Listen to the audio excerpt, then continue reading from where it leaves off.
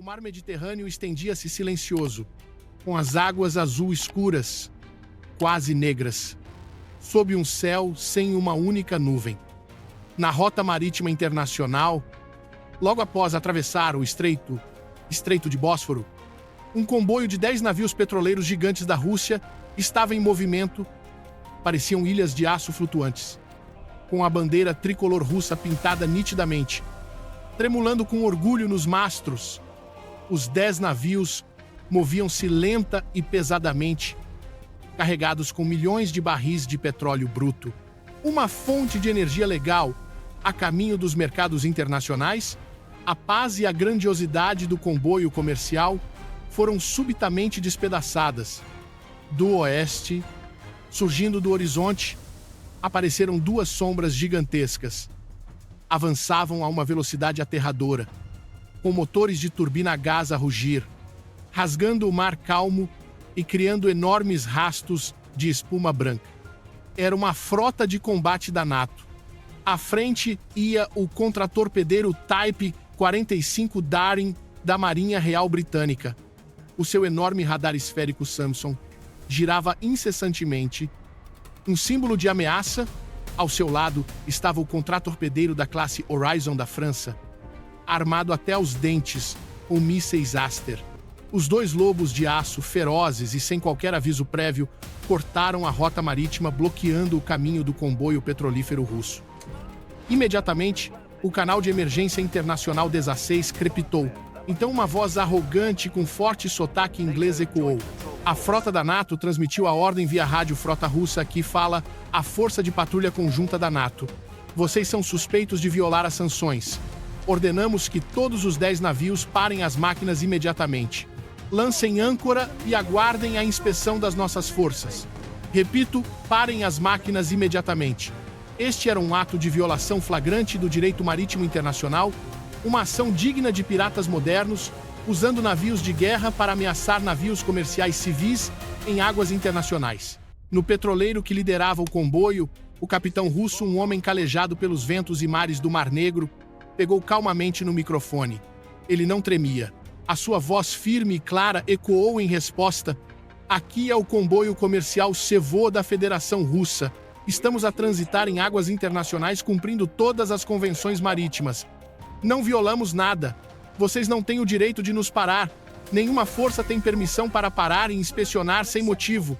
Recusamo-nos a obedecer a esta ordem ilegal. Continuaremos a nossa rota. Um silêncio tenso como uma corda de violino prolongou-se por alguns minutos. Os 2 contratorpedeiros da NATO, máquinas de guerra avaliadas em milhares de milhões de dólares, aproximaram-se do comboio petrolífero, tão perto que os marinheiros russos podiam ver claramente os canos dos canhões automáticos, as peças de 30 mm e as metralhadoras antiaéreas de 12,7 mm no convés dos navios de guerra britânicos, apontados diretamente às suas pontes de comando. Eles circulavam rosnando como tubarões a intimidar a presa. E então, inesperadamente, após uma exibição de força inútil, a frota anglo-francesa rugiu os motores mais uma vez. Viraram subitamente, mudaram de rumo e aceleraram, retirando-se para o oeste como se aceitassem a derrota, como se percebessem o absurdo da sua atitude. No comboio russo, os marinheiros suspiraram de alívio, mas o capitão permaneceu em silêncio, semicerrando os olhos, enquanto observava os 2 pontos negros desaparecerem. Ele tinha um pressentimento inquietante e estava certo. Aquilo não era uma retirada, era apenas o ato de abertura, uma encenação arrogante para encobrir uma conspiração cruel. Um massacre sangrento estava prestes a acontecer. O comboio gigante de 10 petroleiros russos continuou a sua rota. O silêncio regressou após a partida da arrogante frota da NATO, mas o ar permanecia denso e tenso. O velho capitão no navio líder continuava a olhar para o oeste, incapaz de afastar o mau pressentimento. Ele tinha razão. A cena de arrogância anterior fora apenas uma manobra de diversão, uma confirmação de alvos. Apenas 1 hora depois, quando o comboio entrou numa vasta e deserta zona de águas internacionais, a verdadeira armadilha fechou-se. De trás de uma ilha deserta, sem nome no mapa, eles surgiram não 2 contratorpedeiros gigantes, mas 20 lanchas de ataque rápido. Eram pequenas, extremamente ágeis e pintadas de um preto azeviche que não refletia a luz como fantasmas a deslizar sobre o mar.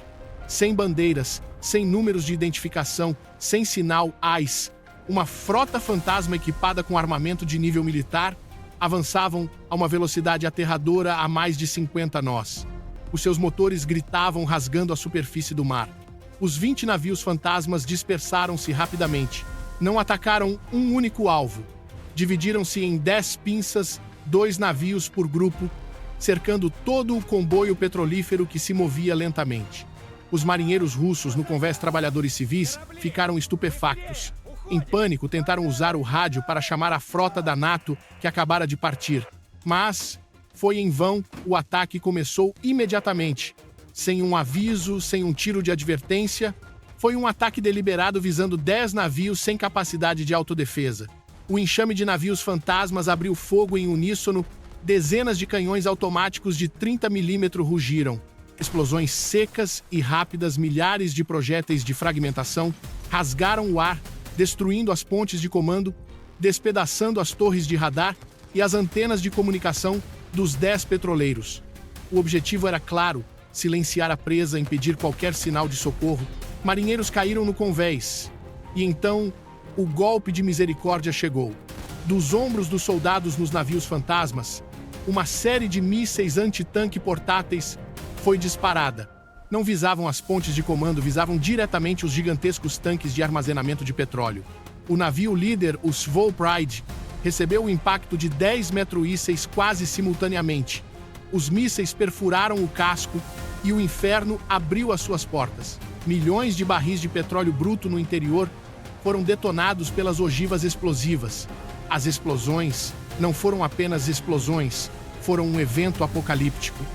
Bolas de fogo gigantescas, uma mini nuvem em forma de cogumelo, ergueu-se a milhares de metros no céu, iluminando um canto inteiro do Mediterrâneo.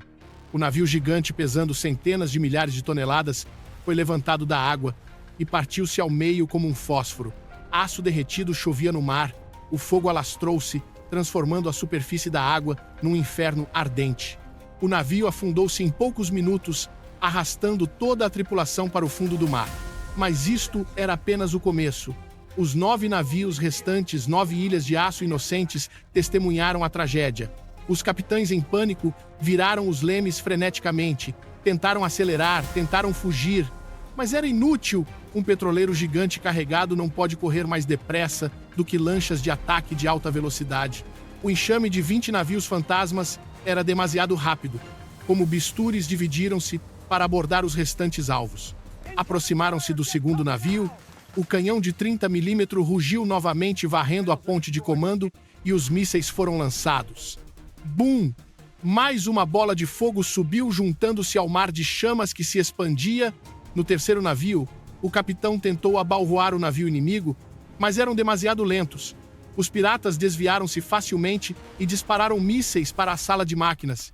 O navio perdeu o controle, ficou imóvel e foi atingido por dezenas de outros mísseis, transformando-se numa tocha gigante. O quarto e o quinto navio tiveram o mesmo destino. Um cenário apocalíptico e inimaginável desenrolava-se no mar Mediterrâneo. A superfície do mar, num raio de dezenas de quilômetros quadrados, já não era água, era um mar de fogo. Dezenas de milhões de barris de petróleo bruto ardiam. Chamas de centenas de metros lambiam o céu. Fumo negro e denso subia, cobrindo completamente a luz do sol, transformando o dia numa noite eterna. Uma noite vermelha de fogo. A temperatura subiu drasticamente, a água do mar em redor fervia. O enxame de navios fantasmas ainda não tinha parado. Circulavam em volta dos destroços em chamas. Disparavam para garantir a morte, metralhavam qualquer destroço que ainda flutuasse, assegurando que ninguém sobrevivia. Os marinheiros russos, trabalhadores civis inocentes, gritavam em desespero. Não tinham armas, não podiam resistir. Só podiam escolher entre morrer queimados no convés a derreter ou saltar para o mar de fogo abaixo, onde o petróleo bruto ardia furiosamente. Os botes salva-vidas de borracha e plástico derretiam no próprio navio antes de poderem ser lançados. Dezenas de marinheiros, pequenos pontos negros, saltaram dos navios e foram engolidos pelas chamas sem deixar rastro. O sexto, sétimo, oitavo e nono navios foram sucessivamente abatidos, despedaçados, afundados, mergulhando no mar de fogo e nas profundezas do oceano. Finalmente restou apenas um, o 10º navio, o Russian Triumph. Tinha tentado fugir para mais longe, mas agora todos os 20 navios fantasmas, como um laço a apertar, viraram-se simultaneamente para o cercar. O último navio solitário e impotente no meio de um mar de chamas, na ponte de comando, o velho capitão sabia que era o fim. Já não tentava manobrar. Virou-se para o operador de rádio, um jovem que tremia enquanto enviava um sinal de emergência para a Stavka. Coordenadas. Sob ataque de frota fantasma sem bandeira, 10 navios totalmente destruídos. Isto é, nesse preciso momento, o enxame de navios fantasmas abriu fogo simultaneamente. Centenas de canhões de 30 mm e dezenas de mísseis voaram em direção ao último navio. O operador de rádio, em pânico absoluto, ainda tentou com o dedo trêmulo premir o botão de envio. O último sinal codificado, uma mensagem póstuma, foi disparado para o satélite. Logo a seguir, uma série de mísseis embateu na ponte de comando, despedaçando o capitão e o corajoso operador de rádio. O último navio, o 10º, explodiu. Mais uma bola de fogo irrompeu, fundindo-se com um gigantesco mar de chamas. Todos os 10 navios, todas as centenas de marinheiros russos inocentes foram aniquilados. A frota fantasma permaneceu imóvel por alguns segundos no meio do mar de fogo, depois viraram, aceleraram ao máximo e desapareceram na noite, deixando para trás um cenário apocalíptico, uma zona de mar morto, um crime impossível de lavar. O sinal final do 10º navio chegou ao Centro Nacional de Gestão da Defesa em Moscovo, piscou e desapareceu. No mapa de satélite gigante na Stavka, 10 pontos vermelhos, símbolos dos petroleiros comerciais, apagaram-se simultaneamente, deixando apenas uma mancha de óleo digital. E a última localização, onde um gigantesco mar de fogo estava a ser registrado pelos satélites de imagem térmica. A sala da Stavka mergulhou num silêncio aterrador, sem gritos ou maldições, apenas uma fúria extrema. Um ataque em larga escala contra civis russos em águas internacionais. Uma provocação imperdoável. A ordem foi dada imediatamente. Todas as bases aéreas do Sul, a frota do Mar Negro e as unidades de forças especiais na base de Tartus, na Síria, foram colocadas em estado de alerta máximo de combate. A operação de caça relâmpago foi ativada de imediato. O céu noturno rugiu. Da base de Khmeimim, na Síria, e de Mozdok, na Rússia, uma série de aviões de reconhecimento, Tu-200 e 14R, e aviões de comando A-50U, descolaram de emergência, não voaram em direção à Ucrânia, mas lançaram-se diretamente para o Mediterrâneo. Em órbita, os satélites de reconhecimento Cosmos Lotus S também receberam ordens imediatas para ajustar a órbita, rodando as lentes óticas e radares para varrer cada metro quadrado da superfície do mar. A caçada começou. Os ecrãs na Stavka iluminaram-se com dados. Primeiro, a enorme mancha térmica de dezenas de milhões de barris de petróleo a arder. Mas o alvo da Rússia eram os autores daquilo. O avião Tu-200 e 14R, voando a uma altitude inalcançável, ativou o sistema de radar de varrimento lateral e sensores infravermelhos. O radar detectou rapidamente não um, mas 20 pontos térmicos menores, a moverem-se a velocidade extremamente alta, em formação tática, longe do Mar de Fogo, e a acelerar desesperadamente para o oeste. Era o rastro dos 20 navios fantasmas. Estavam a fugir. A inteligência do GRU e do SVR entrou rapidamente em ação. Não precisaram de muito tempo para conjecturar, pois as provas e os dados eram demasiado claros. A trajetória da frota fantasma não se dirigia para a Turquia ou para a Líbia, mas corriam diretamente para Chipre. Especificamente, o seu destino era a base naval secreta da Marinha Real Britânica. Ao mesmo tempo, o sistema de reconhecimento eletrônico da Rússia interceptou um sinal de rádio codificado extremamente curto, um sinal que a frota fantasma disparou para Londres, missão cumprida, alvo neutralizado, a retirar. A prova irrefutável estava clara, não eram piratas nem uma força delegada, mas uma operação planeada e executada por forças especiais navais britânicas, camufladas para atacar civis russos. A sua máscara tinha caído. A perseguição relâmpago começou. A frota pirata britânica, 20 navios de ataque rápido, rugia na potência máxima. Os seus motores rasgavam o mar Mediterrâneo, criando enormes rastros de espuma branca. Esta força fugia para o oeste, para a base em Chipre, onde acreditavam estar numa zona de segurança absoluta. No navio de comando, o oficial das Forças Especiais da Marinha Real, o homem que acabara de ordenar a aniquilação de 10 petroleiros russos inocentes, provavelmente olhava para o relógio, tinha acabado de enviar o relatório de sucesso para Londres e acreditava que a missão estava cumprida, que o rastro fora perfeitamente ocultado. Acreditava que a Rússia estava confusa e mergulhada numa fúria impotente, talvez a olhar para a frota da NATO noutra direção. Acreditava que estava a salvo. Esta força não sabia que todos os 20 navios e as centenas de tropas de elite da Marinha Britânica já tinham sido fixados como alvos. Não estavam a retirar-se. Vários esquadrões de MiG-30 e Mk, as máquinas de interseção hipersônicas, já tinham descolado. Não voavam baixo. Subiram diretamente para uma altitude de 20 mil metros, voando na orla do espaço, carregando uma arma contra a qual a NATO não se podia defender. A arma do juízo final, o míssil Kinzhal. Ao mesmo tempo, dezenas de bombardeiros estratégicos hipersônicos, Tu-22-3 gigantes portadores de bombas, também tinham deixado a base voando em formação escoltados por esquadrões de Su-35 Flanquerê. Voavam alto em silêncio, aguardando nas posições pré-determinadas.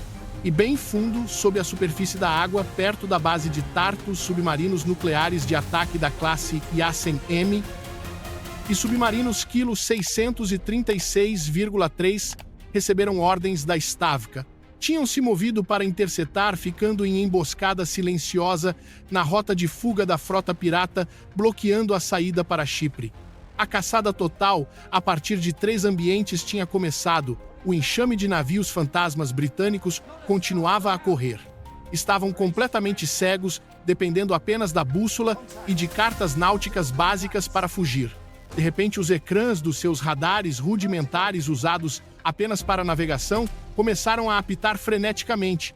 Não era um sinal de bloqueio de mira, mas dezenas de riscos brilhantes, dezenas de objetos, não aviões, não mísseis de cruzeiro, a mergulhar verticalmente do céu. Eram riscos de plasma em chamas mísseis Kinzhal. Desciam a uma velocidade de Mach 10. As tropas especiais britânicas, no convés, aqueles que acabavam de celebrar, apenas tiveram tempo de olhar para cima. Não viram nada além do céu a arder caindo sobre as suas cabeças. Não tiveram tempo, não tiveram hipótese. Os seus sistemas de defesa antiaérea portáteis Stinger eram totalmente inúteis, pois não podiam fixar um alvo que voava mais rápido que uma bala de espingarda e tão quente como plasma. O primeiro Kinzhal, com uma energia cinética terrível, embateu diretamente no navio de comando, onde estava o oficial britânico. A explosão não foi uma simples explosão, foi um evento apocalíptico. A lancha de ataque rápido, juntamente com todo o sistema de comando, equipamento de comunicação por satélite e o oficial comandante, vaporizou-se instantaneamente. O navio não afundou, desintegrou-se em milhares de fragmentos de metal derretido que se espalharam. Uma bola de fogo ofuscante iluminou a noite. Logo a seguir, os restantes Kinzhal desceram com precisão absoluta. Não desperdiçaram nada. Um míssil por alvo. O segundo, terceiro e quarto navios explodiram. Eram navios desenhados para velocidade de casco fino e totalmente sem blindagem.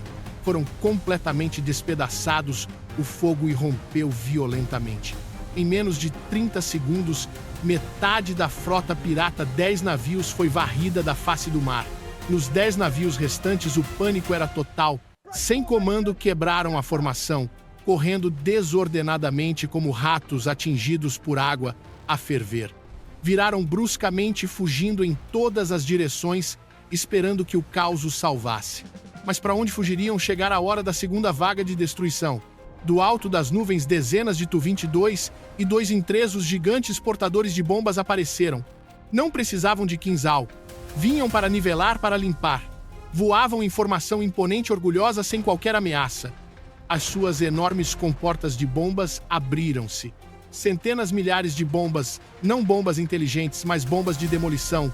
Fab-500, uma chuva de aço, uma chuva de destruição, caiu sobre a zona onde os 10 navios corriam em pânico. O mar Mediterrâneo rugiu, centenas de colunas de água gigantes, misturadas com fogo e fumo, ergueram-se centenas de metros no ar, como uma floresta da morte a crescer do fundo do mar.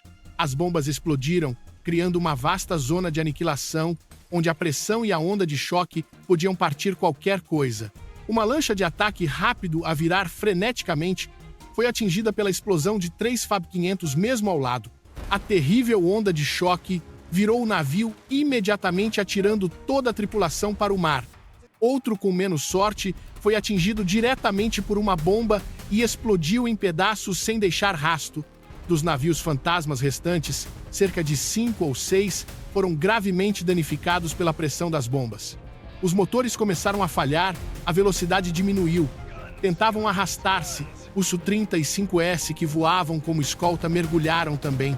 Já não eram escolta, eram caçadores. Não se deram ao trabalho de usar mísseis caros. Os seus canhões GSH-301 de 30mm rugiram. Uma chuva de projéteis explosivos de 30mm foi libertada. Rasgaram as pontes de comando dos navios que tentavam fugir, transformando os piratas restantes numa confusão sangrenta. O ataque aéreo transformou o Mediterrâneo num gigantesco campo de tiro. E o golpe final. 3 ou 4 navios fantasmas que sobraram, os mais afortunados, que escaparam ao cerco das bombas. Os seus motores rugiam. Estavam perto das águas seguras da Grécia, mas esqueceram-se de que a morte também estava lá embaixo. Das profundezas dos submarinos IA-100M e Kilo, que esperavam em silêncio mísseis Caliber, irromperam da água.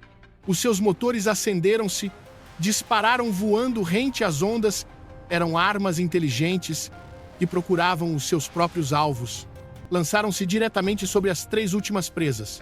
Os piratas britânicos, que pensavam ter escapado, apenas tiveram tempo de ver os riscos de luz vindos do horizonte. Não podiam fazer nada. Não tinham defesa antiaérea. Um grande estrondo e o último navio foi atingido por um míssil Caliber explodindo. A batalha terminou de forma rápida e absoluta. Todos os 20 navios piratas, toda a frota fantasma britânica e as centenas de tropas especiais de elite da Marinha, os autores do crime contra os 10 petroleiros russos, foram aniquilados, esmagados, afundados, exterminados completamente. Nem um fragmento intacto, nem um sobrevivente para contar a história. O mar Mediterrâneo, onde os 10 petroleiros russos foram afundados, tinha agora mais 20 destroços britânicos ao lado. Um cemitério de aço gigante, uma vala comum a arder furiosamente. Fumo negro subia misturando-se com o fumo do mar de petróleo em chamas, criando uma nuvem negra gigante que cobria um canto do céu. A notícia chegou a Londres, não como uma vitória, mas como uma notícia de destruição total. Todos os 20 navios de guerra secretos da frota camuflada e as centenas de comandos da Marinha Real tinham se vaporizado, afundados nas profundezas pelos mísseis Kinzhal e Caliber. O choque foi seguido de pânico e depois de uma explosão de fúria em Downing Street. Não podiam admitir esta derrota. Não podiam admitir que tinham acabado de perder uma frota secreta numa operação ilegal. E, acima de tudo, não podiam admitir que foram eles quem ordenou o ataque aos 10 petroleiros russos. Ativaram imediatamente o Plano B, um plano preparado meticulosamente, uma campanha de informação para virar o jogo. Imediatamente, a gigantesca máquina midiática do Ocidente entrou em movimento. BBC, CNN, Reuters e Le Monde simultaneamente em poucos minutos lançaram notícias sensacionalistas na primeira página, como se já estivessem preparadas. Rússia ataca sem provocação navios civis de nacionalidade desconhecida no mar Mediterrâneo. Apresentaram provas. Mas que provas! Algumas fotos desfocadas, tremidas, pouco claras, tiradas de longe, mostrando apenas grandes navios a arder com fumo negro a cobrir o céu. Eram as últimas fotos que os piratas britânicos tinham tirado dos 10 petroleiros russos. Antes de os mísseis Kinzhal russos os transformarem em cinzas, usaram o seu próprio crime editado e distorcido para acusar a vítima. Uma farsa mentirosa foi montada. Aproveitando esta farsa, aproveitando a indignação falsa que acabaram de criar, a aliança da NATO agiu. Desta vez, não a frota fantasma, mas a frota regular, a frota combinada do Reino Unido, França e Alemanha. Os contratorpedeiros Type 45, Daring e Horizon, os mesmos que apareceram na cena de ameaça na primeira parte, avançavam agora agressivamente para o Mar Negro. Cruzaram o Estreito de Bósforo, uma grave escalada militar, violando flagrantemente todas as convenções. Uma formação de combate gigante, dezenas dos navios de guerra mais modernos da Europa e fragatas alemãs alinharam-se. Não estavam longe. Aproximaram-se da península da Crimeia, exibindo força. O seu radar Samson girava incessantemente, uma provocação extrema. Centenas de silos de lançamento vertical, MK-41 e Aster-30, apontavam diretamente a Sebastopol. Dezenas de aviões Rafale e Typhoon rugiam voando sobre os convés, e então um ultimato foi emitido não de Londres, mas de Bruxelas, da sede da NATO. Como se não estivessem envolvidos no ataque inicial. A Rússia deve pedir desculpas publicamente de imediato pelo ato de agressão perigosa, atacando navios civis em águas internacionais. A Rússia deve pagar indenizações. Caso contrário, em 48 horas, a frota combinada da NATO executará a justiça, lançará um ataque preventivo, arrasará toda a frota do Mar Negro e as bases militares na Crimeia. O mundo inteiro susteve a respiração. Kiev festejou acreditando que a NATO tinha finalmente intervindo.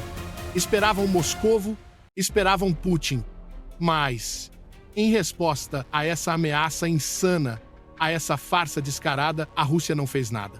O Kremlin ficou em silêncio, o Ministério da Defesa russo ficou em silêncio, a frota do Mar Negro permaneceu imóvel e orgulhosa em Sebastopol. O silêncio de Moscovo, o silêncio absoluto, era a resposta mais contundente. 48 horas o ultimato expirou, a Rússia continuava em silêncio. Esse silêncio para a frota combinada anglo-franco-alemã, que exibia orgulhosamente o seu poder no Mar Negro, foi visto como um sinal de medo. No navio almirante Type 45 Darren britânico, o almirante de rosto vermelho de raiva considerou o silêncio da Rússia um insulto. Fomos enganados. Ele deu a ordem. Debaixo de água, os submarinos de ataque da classe Astute britânica e Suffren francesa, predadores silenciosos abriram simultaneamente os tubos de torpedos. Mas não lançaram torpedos, lançaram centenas de mísseis Tomahawk. Ao mesmo tempo, na superfície, os silos verticais MK-41 e Aster nos contratorpedeiros Type 45 Horizon e fragatas alemãs abriram as tampas simultaneamente. Uma verdadeira chuva de fogo começou. Centenas de mísseis Storm Shadow e Scalp, armas de ataque furtivo de longo alcance, rugiram ao sair dos silos, criando uma parede de fogo branca e viraram em uníssono em direção à Crimeia, um ataque de saturação total e devastador sem precedentes. E não visavam apenas alvos militares para criar pressão, para semear o terror. Dezenas de mísseis foram deliberadamente programados para voar diretamente para zonas residenciais em Sebastopol e para os vãos civis da ponte da Crimeia. Queriam ver sangue, queriam ver a Rússia de joelhos. Cometeram o último erro. Assim que o enxame gigante de mísseis, centenas deles, estava ainda a centenas de quilômetros da costa da Crimeia, toda a península rugiu. Os sistemas de radar de alerta Nebo-M e Podlet-Kun tinham nos acompanhado desde o primeiro segundo em que deixaram os tubos, alarme vermelho. As divisões de defesa aérea, S-400 Triumph e S-500, Prometeus, o escudo de aço impenetrável da Rússia, abriram fogo simultaneamente. Mísseis 40-nenses e 77-nenses gigantes, como lanças do deus do trovão, traçaram riscos de fogo branco, subindo aos céus, criando uma cúpula de fogo de aço impenetrável. O céu noturno sobre o Mar Negro transformou-se num inferno apocalíptico, um fogo de artifício de destruição. Cada míssil Tomahawk, cada Storm Shadow foi abatido. Explodiram no ar um após o outro, criando centenas de bolas de fogo ofuscantes que iluminaram um canto do céu. O som sibilante a rasgar o vento e as explosões ensurdecedoras fundiram-se numa sinfonia de destruição. A defesa aérea russa lutou como heróis. Criaram uma rede de aço quase perfeita, mas o ataque foi demasiado saturado, demasiado cruel, demasiado numeroso, e alguns conseguiram passar, os mísseis programados para atacar civis. Um Storm Shadow embateu num prédio de apartamentos em Sebastopol. O edifício de 9 andares explodiu e desabou num mar de chamas. Outro Tomahawk atingiu um hospital. Gritos de horror. O sangue de civis russos inocentes foi derramado. A última linha vermelha tinha sido ultrapassada.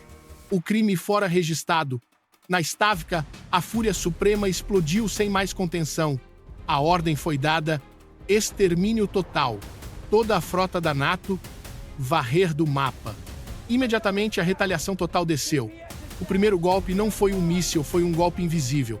Das posições camufladas na Crimeia e em Krasnodar, uma série de complexos de guerra eletrônica, Krasuka 4 e Murmansk BN, monstros de antenas, foram ativados na potência máxima simultaneamente.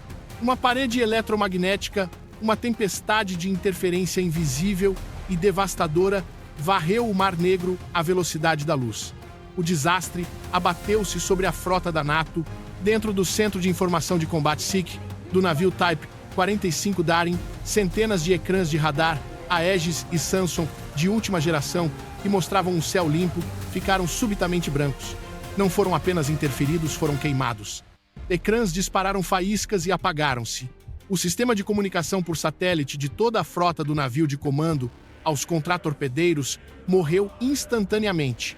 Os oficiais britânicos, franceses e alemães gritavam para os rádios, mas a resposta era apenas um ruído estático, estridente e ensurdecedor.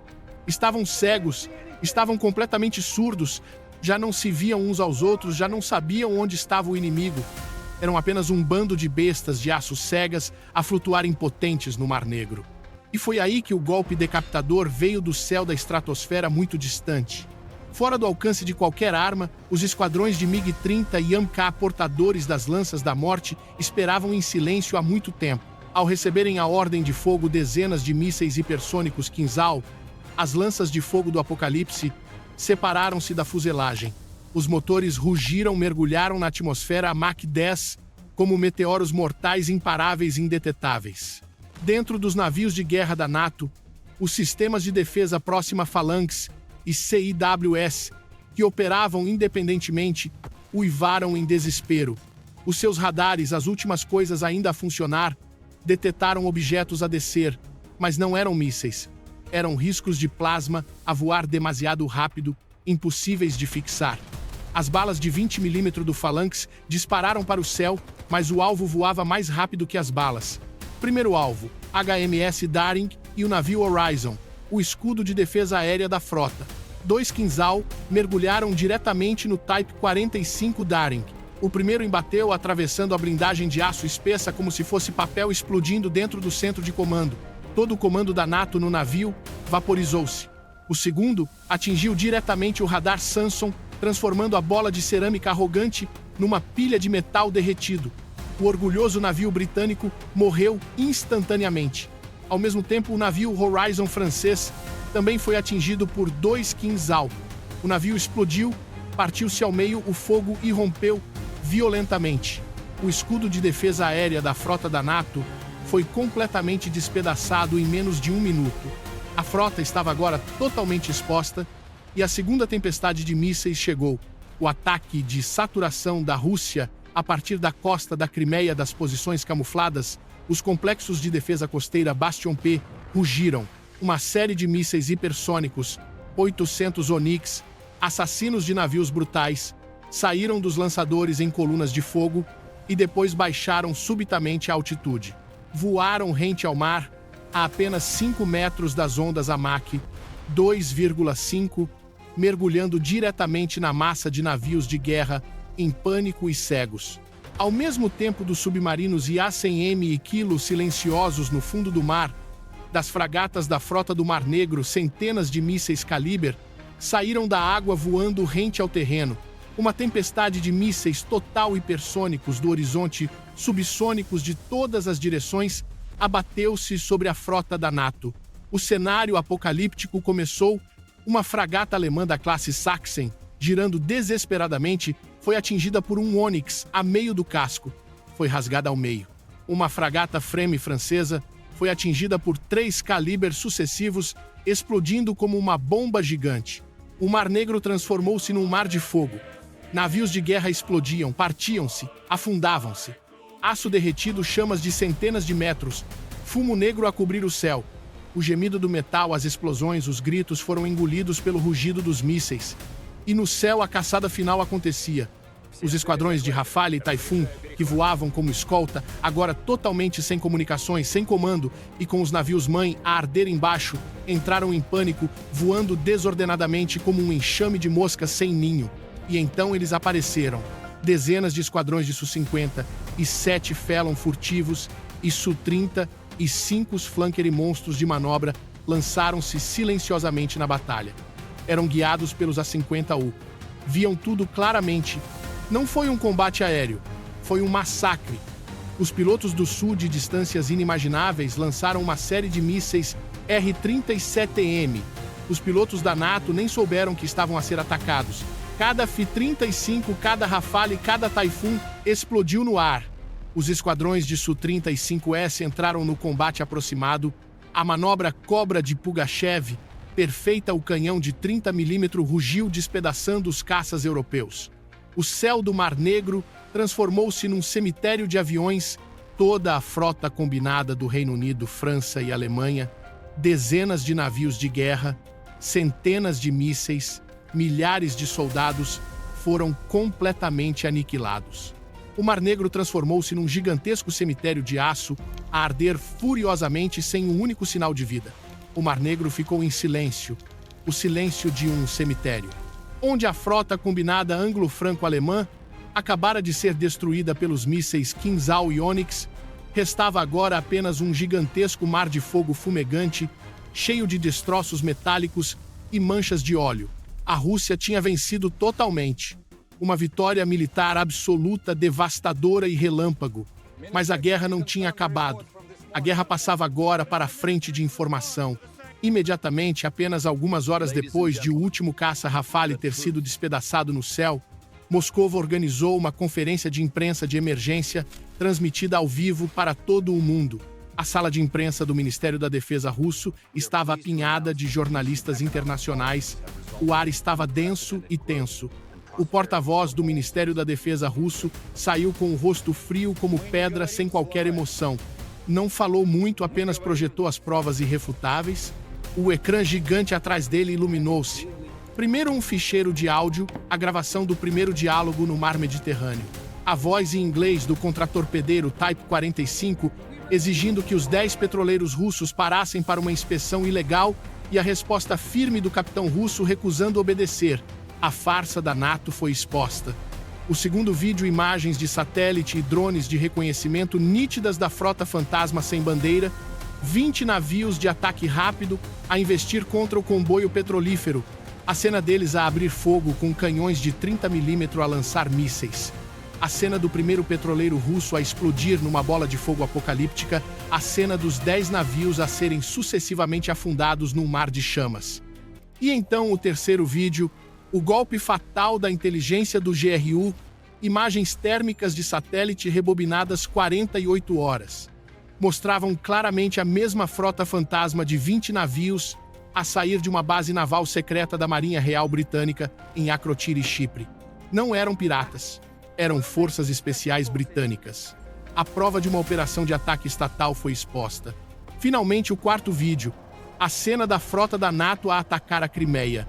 A câmera não focava alvos militares. Focava os mísseis Storm Shadow e Tomahawk que passaram a defesa mergulhando diretamente em prédios de apartamentos em Sebastopol, num hospital, a cena de edifícios civis a desabar. Toda a sala de imprensa ficou em silêncio. Em Bruxelas, Londres e Paris, os governos calaram-se. Foram desmascarados, expostos, não podiam negar. As provas eram demasiado claras, demasiado cruéis.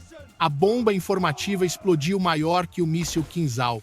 Em Londres, Paris, Berlim, a opinião pública ficou estupefacta e depois explodiu em fúria. Milhões de pessoas sentiram-se enganadas, traídas e saíram à rua. Já não protestavam pacificamente, gritavam, cercaram o parlamento britânico, destruíram coisas em Paris, gritavam exigindo a demissão imediata dos governos. Sentiam repulsa pela mentira dos seus governos, que realizaram secretamente um ataque pirata contra civis russos e depois os enganaram, empurrando toda a Europa para a beira de uma guerra nuclear apenas por arrogância. No meio dessa tempestade de fúria e caos político no Ocidente, a Rússia não precisou de dizer mais nada. Tinham vencido em toda a linha no campo de batalha, com poder militar absoluto, e na frente diplomática com provas irrefutáveis. Moscovo enviou apenas uma última mensagem, através do Ministério dos Negócios Estrangeiros, curta e gelada. Qualquer ato de ataque contra a Federação Russa, camuflado ou não, será considerado um alvo legítimo e será esmagado impiedosamente com todo o poderio militar da Rússia. Senhoras e senhores, o conteúdo acima foi criado por nós como puramente hipotético e para fins de entretenimento, sem intenção de propaganda ou apoio parcial. e não representa declarações políticas oficiais de qualquer organização ou indivíduo. Se são amantes do país e do exército russo e do presidente russo, deixem os vossos comentários, gostem do vídeo e subscrevam o canal para verem os próximos vídeos fascinantes da simulação militar.